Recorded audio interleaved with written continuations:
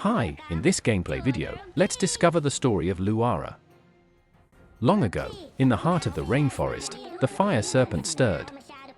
It was the first deity of Primavera, its blazing as lighting up the chaotic darkness of the world. When immigrants crossed the ocean seeking land, they prayed to the fire serpent. Moved by their plea, the deity split the continent with a firewall, making way for the city of Rainbow Bay to rise. Rainbow Bay flourished for centuries, until its wealth drew invaders. In desperation, humans turned once more to the fire serpent. The deity struck a pact: those brave enough to face its eyes would be gifted its power. And so, the fire serpent team was born. Warriors whose courage turned the tide of battle, but peace bred treachery. After the war, a member of the fire serpent team, bribed by the military elite, betrayed the deity. He stole its eyes and crossed the firewall. The fire serpent, blind and furious, unleashed its wrath. The rainforest became a scorched wasteland. To survive, humans built tall shelters above the burning earth. Among the chaos, 2 loyal warriors of the fire serpent were executed. They left behind a 5-year-old daughter, Luara, and a cloak bearing the symbol of the fire serpent team. Branded as the child of traitors, Luara grew up on Graffiti Street, begging for scraps and enduring daily abuse. At 8, a mysterious woman, called Mad by locals, took her in and gave her a modest home in an orphanage. Burning with a desire to help, Luara joined a gang to earn money to relocate the orphanage to higher ground. But when she returned, she learned the truth: the orphanage could not move because of her. Her connection to the fire serpent made them a target. She was filled with shame, until the director told her the real story. The fire serpent was not evil. It had defended the land. Her parents had been heroes, not heretics. With renewed pride, Luara built a treehouse for the director. But before it was complete, the army launched a siege on the fire serpent. Graffiti Street, closest to the rainforest, was the first to fall. In the attack, Luara's hidden powers awakened. Her eyes burned red. Word spread fast: a remnant of the fire serpent team had returned. To protect Luara, the director took the cloak and turned herself in. She was executed in public. Luara watched with eerie calm. Then she joined the army. She climbed the ranks. Then one day, she vanished, only to reappear on the other side of the firewall, carrying the stolen eyes of the fire serpent. The deity, blinded and enraged, caught the scent of her red cloak. And paused. Luara knelt and returned the eyes. She pledged herself to the fire serpent, not as its follower, but as its ally. In exchange for its power, she asked for vengeance, not only for the director or her parents, but for all who had been hunted, shamed, and silenced. And so, the flames rose again, no longer in anger, but in justice. The fire serpent had found its warrior. Their wrath would not be extinguished. In the burning heart of Rainbow Bay, Commander Silma stood tall atop unfinished walls, rousing soldiers with speeches of triumph over the so-called evil deity. Beneath his bravado, a secret order from his superiors trembled, an ultimatum to destroy the fire serpent once and for all. Not far from Silma's luxurious shanty, 2 soldiers labored in the blistering heat. One was an old veteran called Old Boar, the other, a sharp-tongued, red-haired girl with fire in her eyes and scars on her heart. She endured the heat, the hunger, and the silence around the name Casida.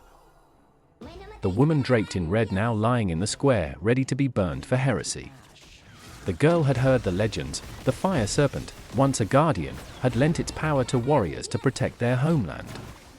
But the official tale twisted the truth, casting the deity as a monster and the commander as a hero. Silma's sacred flame trial, which promised strength and glory, was no reward from the gods, it was a theft. When the girl was selected for the trial, she hid her defiance behind a smirk. In the lab, staring into twin fireballs, she remembered her mother's bedtime stories of Boitata, the radiant serpent with eyes of lava, and the warriors who defended their forest. That fire lived in her still. Suddenly, chaos erupted.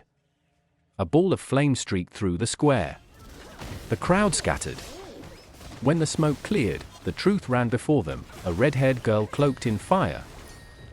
Her ice twin Infernos, racing toward the firewall. Silma's elite guards collapsed in the heat, unable to follow. But she moved as if the fire welcomed her. Old Boar, watching from afar, whispered the name long forgotten, Boy Tartar. At the firewall, the blinded fire serpent stirred. The girl raised the sacred flames and offered herself, not as a tool of war, but as a vessel of vengeance. "If you cannot strike," she cried, "then let me be your flame." The past had been silenced for too long. Now, with the fire serpent's power burning within her, she would speak it again, in fire, in fury, in justice. Drunk and disoriented, Luara awoke in Skyhome, memories swirling like smoke. A familiar plate, worn by her childhood teeth, triggered flashes of the past, of Kazida, the stern but kind director who once knocked her out with that same plate when she came stealing food.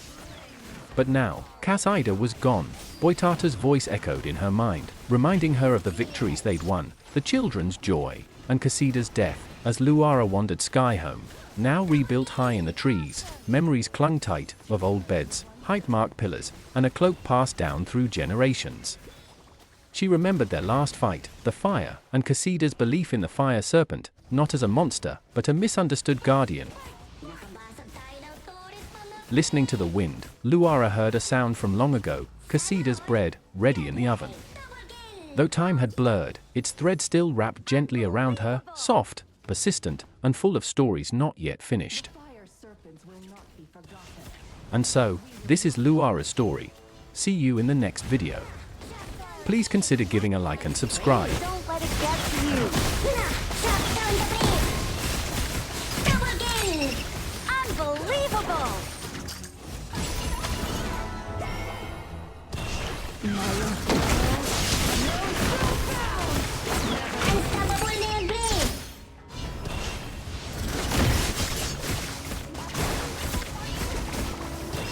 Nakabasag tayo ng tourist mga pre!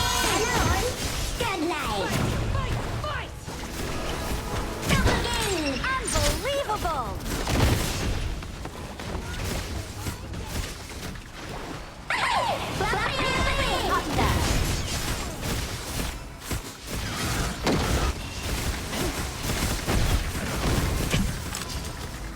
Nakabasag tayo ng tourist mga pre! Let's blow this place up. Any objections? Well, you? Copy that! Die! Die! May namatay sa kalaban!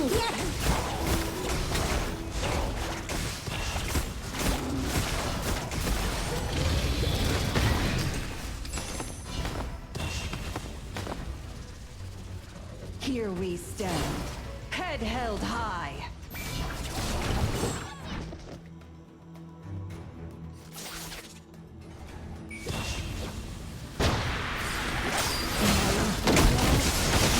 Easy kill! Unstoppable nail blade! Killing spree! Nakabasag tayo ng tourist mga pre!